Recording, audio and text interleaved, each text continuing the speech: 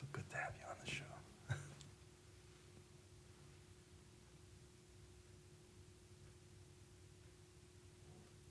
Shalom. Welcome to the Jewish View. My name is Rabbi Nachman Simon with the Chabad House of Dalmar, together with my co-host Mark Ronich of Statewide News Service, jbiztechvalley.com, and now, as you can see, columnist for the Jewish Press. Yeah, Rabbi, and I talk about how government relates to the Jewish community, or doesn't, as the case may be. And one of the levels of government that we have are the school boards. Yeah. So with us today is a very special guest. Just got recently elected to the Niskayuna School Board outside Schenectady, Howard Schlossberg. And welcome to the Jewish View. It's a pleasure you're on the Niskayuna School Board. So, wow, that's We great. give you a mazel tov for Yeah. being elected. Thank for you that, very much. Operator. Thank Yeah, you know, I saw your signs up everywhere, and I said, "Is that a Kennedy? You know, is that Cousin Ed. a cousin? No. No relation to Not this? that we know of. Okay, because I think Caroline is married to a Schlossberg Yeah, doctor to a Jewish- too, Yep, right? that's right. Yeah. So you're a doctor, Mhm. and are you? You're an oncologist, hematologist. Correct. Why? And you're with NYOH, New York Oncology Hematology, but you're also with Ellis Hospital. We work out of many hospitals Right. in the region, and most of my hospital stuff is at Ellis. Okay, so first of all, what made you want to run for school board as a very busy doctor, and you got a wife, you got two girls, you know, what's your, two daughters, I should say. Mhm. So, you know, why run for school board, which doesn't pay anything, and you have to campaign out of, I mean, I don't know if you did fundraising, but you probably didn't have to. We wrote checks. That was part of the campaign. But one of the main reasons you mentioned was exactly what you mentioned. My children have been in the district for years. Like so many people, what goes on there is critical to me and the whole community. And you mentioned my wife. She has been an example of service to the community for many years herself. And maybe I just wanted to try to match her. She serves, she was a co-president of Sisterhood at Temple. She's on the board of Federation. She's the president of the JCC in Schenectady. I can't compete with that. You So know, your well, wife is Michelle Osterlich. Osterlich, okay.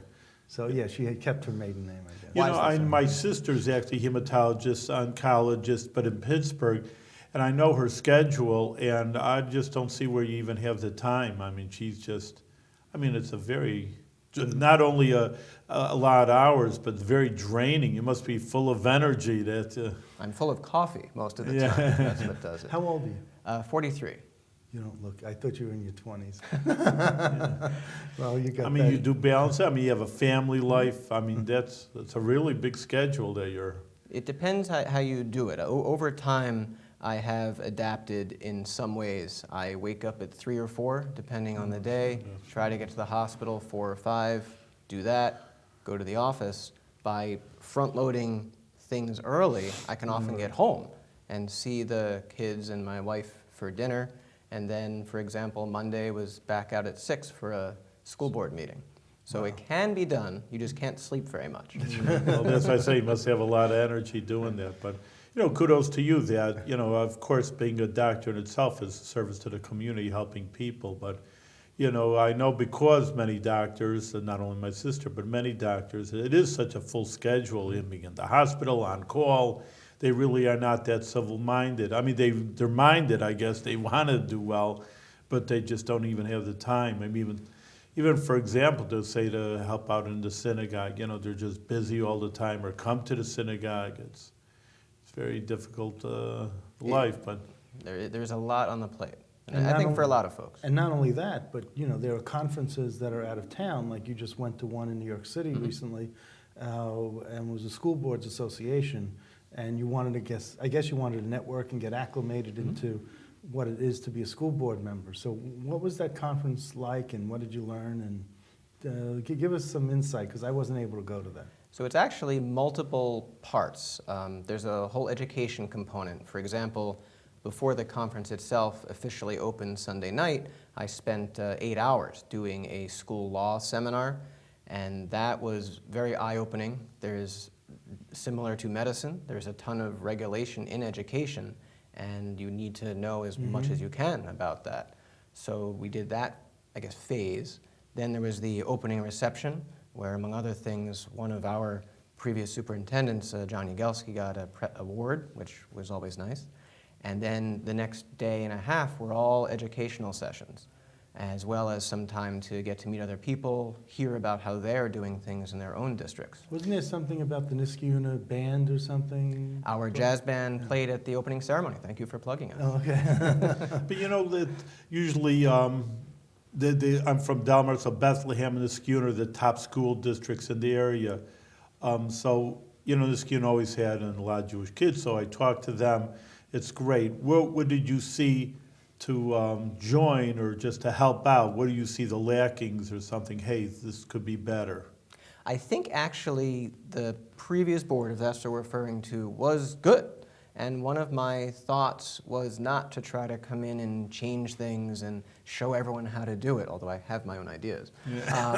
It was really to maintain. I wanted to contribute. I think I do have some experience with this sort of thing from my day job. I do help manage the practice, sitting on the board of that. We have the same budget issues and staffing and plenty of regulation, and I thought I could contribute.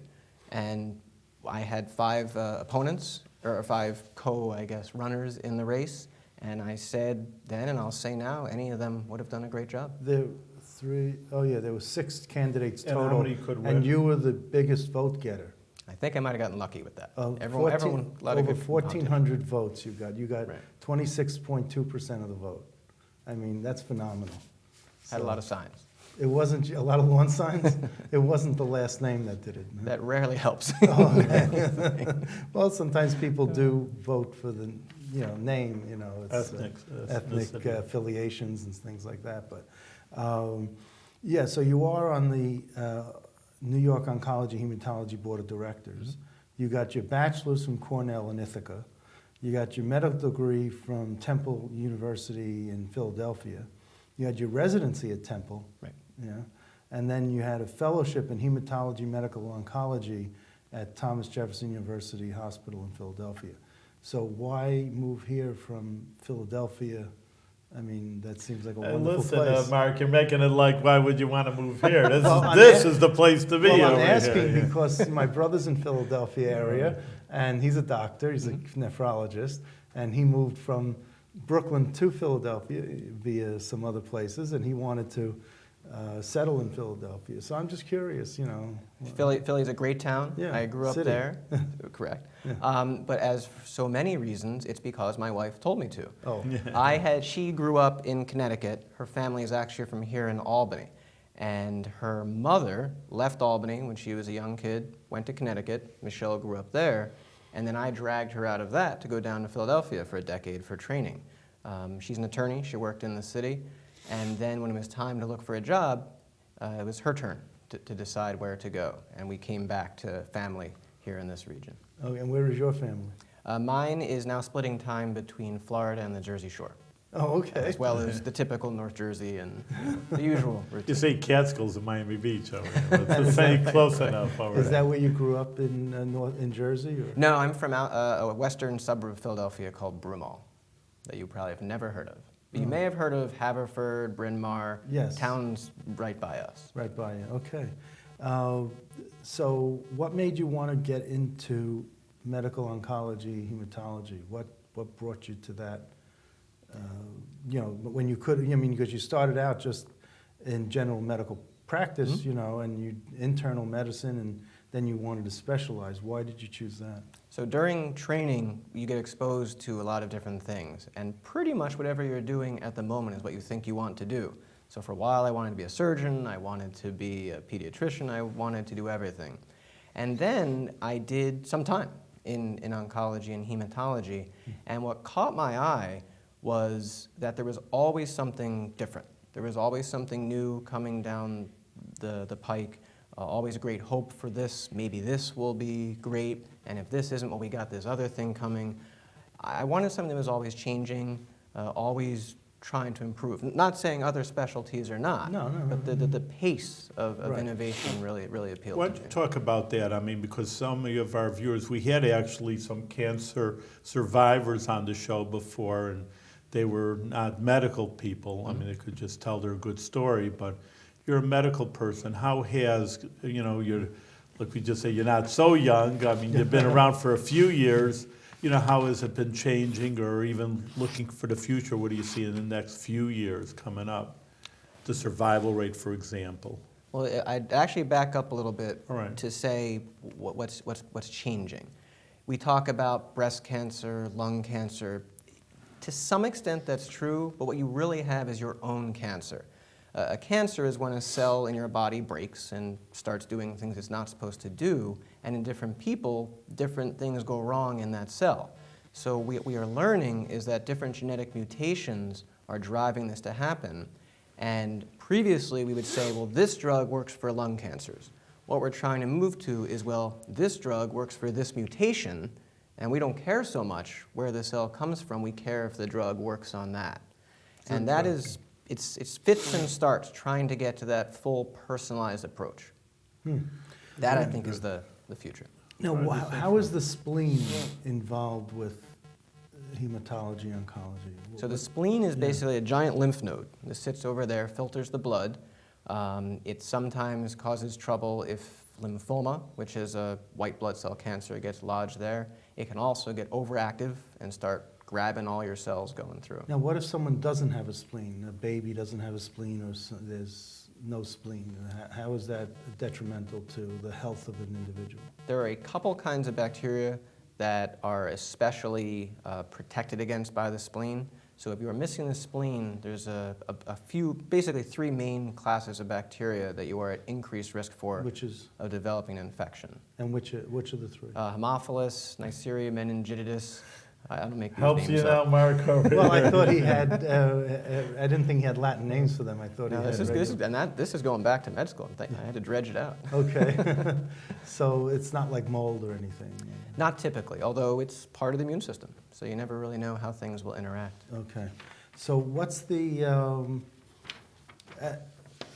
do you see, are you putting anything, making any connection between education in the schools and learning more about cancer? I mean, is there any way of just having more health classes in the schools where the kids would be more aware of what they're eating? And It's actually, that is happening without the medical profession. in this unit? Yep. One of my first board meetings, before I was involved, a parent came up, was talking about the nutritional parts about the school lunches, felt very strongly and correctly about ways that it could be improved, and that is not the only person. The high school is trying to improve their healthy offerings and finding the kids are actually taking it up. Well, they better be right, because they got someone on the board now who understands what they're talking about. As long as it tastes good, then I'm in. And what about this red meat thing that, they say that there are certain red meats that, that would be more cancer-causing, I guess, than others that... It's actually not the meat so much as what you do to it. And when you cook curing it, you mean? the cooking, actually. Yeah. When you cook it, it changes some of the chemicals to make some of them more likely to lead to disease. But like so many things, if you ate only barbecued meat all day, you might have a problem. But what I tell people is everything in moderation. It works. Yeah. Everybody knows what they're supposed to do, fruits, vegetables. Nobody does it. But we all know what we're supposed to do. Okay. So do you have a healthy lifestyle, healthy diet, or? No. No. Okay. I try to Although you some look extent. healthy, it's one... I do try, but I certainly enjoy having a piece of cake and some cookies every now and Well, then. that's moderation. That is a good point. Yeah. So then I'm very healthy. Okay. My sister actually always says talks to people, again, she's in oncology, she says exercise is really a very #1 thing that she feels is, I don't know if she feels or No, it's she's medically. totally correct. There's been a couple of studies showing in some diseases, for example, advanced colon cancer, moderate exercise is almost as effective as some kinds of chemotherapy in prolonging life. And it's hard to know, is it that the people who can exercise are doing well and they're healthy, or is it the exercise itself that makes you healthy? But it certainly can't be bad for you to keep the heart and lungs and all that in good shape. Keep So I moving. encourage See, it. I always think of the people who are joggers and runners. You always hear they have bad knees, they need knee replacements, they need hip replacements, ankles break, Right. You're sort of getting into that territory where you're doing too much damage to your body. And, you know, why are you running who are you running from? You know, it's like all these people Yeah, at least they don't running. have cancer over You know, here. they don't have Again. cancer, they got a whole lot of other things. Again, everything in moderation. Moderation. Right. You know? So what do you see as your priorities to be on the school board? What do what was your platform as you went around campaigning? You know, it's funny because as probably for many politicians, what you find when you get there Yeah. may be different than what you think before. So some of the things that I thought were very important were to try to sort of equalize support for all sorts of kinds of kids, both academically advanced and academically challenged, because there is a lot of support given to both sort of extremes, and I had a kind of feeling that maybe the kids in the middle were not getting as much attention. I also felt strongly that foreign language should be started earlier. There's a lot of indication that that seems to work better the earlier you are when you learn a language. Mm-hmm. When I got into the position, I found that these are great priorities, and I still feel strongly about them, but there's just really such a limitation in resources and also so much from on high about what you have to do. There is not as much room to maneuver locally No, I as just had want to say hoped. there's two things that, you know, Mark and I have so many, literally hundreds of guests on, and one of them was the Albany Superintendent of Schools, and Albany High has a dropout rate of 50%. Mm-hmm. So I wanted to ask Thad, what is the dropout rate in Niskayuna High? And number two is just, you know, when people in Niskayuna, again, I live in Delmar, but they're always complaining about the taxes. Mm-hmm. You know, Rabbi, oh, I got to pay so much, I can't donate. But in any case, the taxes are very high. So you say limited resource. People say we're paying through the nose for money, and then you come back and saying, well, we just don't, you know, have the money for this, that, or the other thing. Saying, well, how much money you need already? I mean, they're paying so much. It's a very tough question. Part of the problem for all of New York State and many places is that districts are funded solely by property taxes. And then money that was coming in was taken away in the last few years while not allowing property taxes to be raised. So nobody wants to raise taxes. I don't like paying the taxes. Sure not. But my kids have to go to school. And if they take away money that was funding that, it's got to come from somewhere.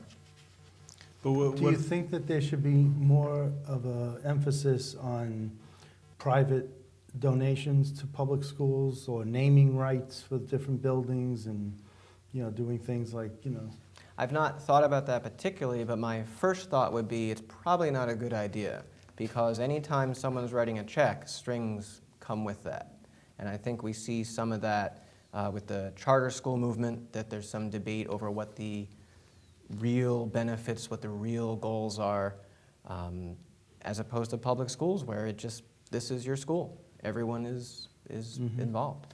What do you see as the biggest challenge in the Niskayuna schools? I think we talked about resources. We would love to be able to enrich more than the general curriculum, have more offerings. There are kids trying to get more advanced classes that we just don't have. There are kids that would benefit from more support again at the other end, and just the folks in the middle who would all benefit from not just academic opportunities, but clubs, scholastics, that kind of thing. I read somewhere where you were advocating for an after-school program possibly to be at the JCC, Mm-hmm. but then it went somewhere else, and you had a little back and forth with one of the other school board members possibly. I don't know if I'm getting this right. No. But I had hoped. My kids went to the JCC Yeah. for a lot of time. I think it's a great institution. As I said, my wife, helps Right. run it, and I think it's a great place and was hoping that they would get the contract. The folks who set about doing it, they went through the process. They had a very reasonable and good process, and the JCC lost. And the only back and forth was me saying I wish they had won. But okay. sometimes you got to get together behind the decision and go forward. So who won? Do you remember? There's an organization called TSL. TSL. Mhm. And what is that? They are a company that runs a number of daycare centers and What does it programs stand like for, this. TSL? I believe it is the name of the three founders, the first names of the three founders, ex-teachers. And believe that's, but it's located in Niskayuna. It's not like in someone's home. No, It's- it's a full company with You know. support and staff and all that stuff. And it yes. wasn't something that was wired or anything, right? No, they had a bidding process? Right, there was a whole proposal, committee meetings, they scored everything according to what they decided. Okay, now, so if the JCC wants to win this contract in the future, you're going to help them with some advice as to how to win this contract? And- They know what to, every They know what to do? organization knows what to do. Provide the most service for the least price. That's how you win a contract, whether it's a stealth bomber or a after-school program. Okay, so, and what's the benefit of having an after-school program? I mean, it's got to be more than just babysitting until the parents are done with work. Right, there's an educational component and socialization component. I'll tell you one of the things that I would like in an after-school program is homework support. These kids, and we could go on for hours about that, the amount of homework that these kids have and the struggles it causes. Niskayuna has what's called an access period in middle school and some other similar periods in high school where the kids have an opportunity to do that.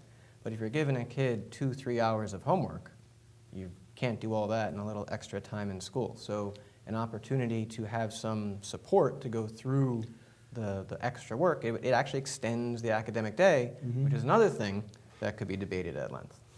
Okay, and Do you you would have any poor support, that you kids? would Yeah. support extending the academic day?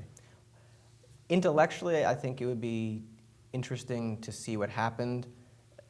Practically, that would cause Teachers so union with problems. not just teachers, but you got to keep the lights on and the water flowing. It's Are there per children in Niskayuna? I mean, poverty? absolutely, we have homeless kids in this. Really? Yeah, yeah. Then find a home for them. Niskayuna is No. commonly thought of as a very wealthy community. Yeah, right. The demographics are not what they used to be, is my understanding, and you can see some of it. See, because I talked to so many people in the community, and this actually was in Schenectady, your next door neighbor, and there was a lot of poverty. I mean, whatever the Schenectady has, I'm sure Schenectady has a lot more.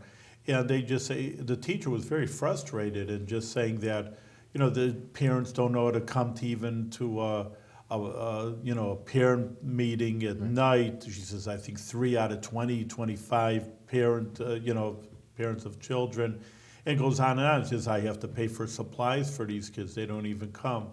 So I guess that's really an issue also nowadays. I mean, people, like you say, people are homeless. I mean, how can you're talking to 7th degree, the homework, they're lucky they go to school, some of these kids. So I'm saying the dropout rate, again, I don't know what Niskayuna is, but in Albany it's 50%. I mean, they're just dropped out. I mean, I'm sure they're dumped out at grammar school. I mean, they're just buzzed.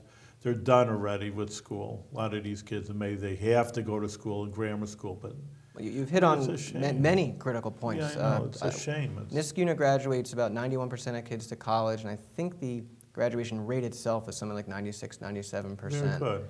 But the exact point that you mentioned is the family support. You can live in a community with no money and whatever, but if your parents are involved, if there is a family, if there are parents to be involved and to push forward and to help out, you're going to be more successful even than a rich kid who has no support. Niskayuna thrives on the involvement of the parents. It can sometimes make it difficult getting the email saying this is what I want, but it's great that there are people paying attention and they want something for their Kids to do well over Yeah. it. So, I mean, I think that's a very important point. That's what she was saying, this teacher, that the parents just aren't involved and they don't care. And with children, oh yeah, but I really want to do 2-3 hours of homework. Even my mother doesn't care 2 hoots what I do. She doesn't mind if I learn TV. So you have to have a very motivated child, and most of the time you lose. I mean, I feel society loses. I feel bad about that because I say I have like 10 jobs as a rabbi. One of them is going to prisons. And, you talk about people think, oh, well, kids dropped out, and then I see them later on what's going to happen, and now change a child when they're 20, 30, 40 years old over here. Now start getting them an education, what they do try prison, but that's what I'm saying. I see society's ills, crime, all these major ills start with the school. You know, I mean, if you give a school, then they'll have a decent job, and then they won't do crime, and they won't sit around in the corner, do nothing, and go on drugs. I mean, I've seen it all, and you know, because I'm a rabbi, but you know, it starts. That's why I mentioned this point: get a good education, and you won't have to fly off the pan over here and then do all these crazy things. That's very true. So what's the dropout rate in Niskayuna? I think it's something like 2 or 3% don't That's go very through. good. I could be wrong. I believe the 91% is. I'm pretty sure about the 91% for college, but I could be wrong. That's excellent. But 91% of the students at Niskayuna schools go on to college. I think so. It sounds Niskayuna super high. and Bethlehem are the biggest, even in the Isn't States. that's just amazing. It's pushed, and that you could argue is another. Is that necessarily good? We could have a whole debate. Why? There's a Why lot of is- whole Why debates would we you could say? have. Why would you say if we could debate whether it's good? Because does everybody need to go to college? And I don't. I'm not saying Oh, they're that's the choosing case. to. Right, Right. but some, for example, I make a joke that if my kids wind up in a well-paying trade, they Yeah. might be better off. It's sort of assumed that all the kids go to college. Well, you're But right. you could still go in for a trade, even if you go to college. The two are not That is- mutually that is exclusive. It goes both ways, right? So many people are burdened with debt, and they come out with these almost, I hate to say, useless degrees. Yeah, and then you become a plumber. You pay back the debt a lot No, faster I- than if you were to Right. not be a plumber and be something else. Right. I mean, you I have encour- I would- electricians and I would plumbers that encourage make that. more money than doctors. I would. That is absolutely true, and I would be more than happy for. I say I want my one girl to be an electrician, the other to be a plumber. I would be thrilled. I'm totally serious. Are you comfortable with the Common Core standards or not just the rollout, Mm-hmm. but the Common Core itself? There's multiple parts to that. Yes. The standards are kind of fine. I mean, Okay. it's okay to say this is what we would like our kids to learn. Right.